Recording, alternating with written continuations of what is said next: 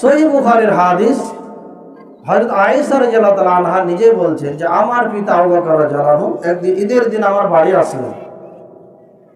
আয়েশার বাবা আবু বকর রাদিয়াল্লাহু তাআলা আনহু আল্লাহর নবী মুহাম্মদ সাল্লাল্লাহু আলাইহি সাল্লামের শ্বশুর, মুহাম্মদ সাল্লাল্লাহু আলাইহি সাল্লামের শ্বশুর আবু বকর।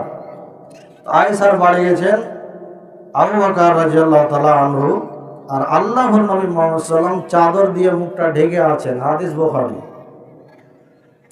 তো দুইজন মেয়ে, ছোট ছোট মেয়ে, বালিকা, জারিয়াত বলা হয়েছে হাদিসে।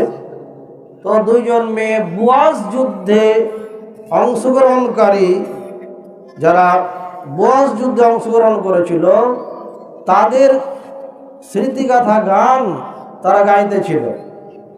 আর আল্লাহর নবী চাদর দিয়ে মুখ ঢেকে বসে আছেন। আবু বকর রাদিয়াল্লাহু তাআলা আনহু এসে গেছেন, এসে দেখছেন গান গাইছে বালিকা দুজন। তখন আবু বকর রাদিয়াল্লাহু আনহু ধমক দিলেন, হাদিসে শব্দ এসেছে যে ফান্তাহারাহুমা, আবু বকর ধমক দিলেন, এই বন্ধ করো, কি শুরু করেছো, গান শুরু করেছো, বন্ধ করো। তখন আল্লাহর নবী মাথা থেকে চাদরটা হটাইলেন, সরিয়ে দিলেন, সরিয়ে দিয়ে বলছেন দাআহুমা ইয়া আবু বকর, দাআহুমা ইয়া আবু বকর, দাআহুমা ইয়া আবু বকর। আবু বকর ছেড়ে দাও, ছেড়ে দাও, বাধা দিও না, বাধা দিও না। এটা হচ্ছে ঈদের দিন, ইন্না লিকুল্লি কওমিন ঈদান ওয়া ইন্না হাজা ঈদুনা, এটা হচ্ছে আমাদের ঈদ, একটু আনন্দ করতে দাও। এখন এই হাদিস বুখারীর হাদিসের অপব্যাখ্যা করলো বাউল শিল্পীরা।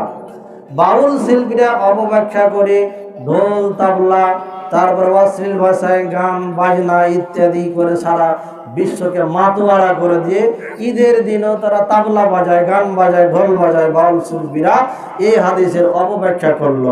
আর এই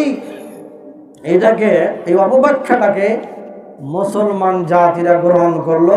এরাও ঈদের দিন পার্কে যায়, গানের আয়োজন করে, কত কিনা করে। নাউজুবিল্লাহি মিন যালিক।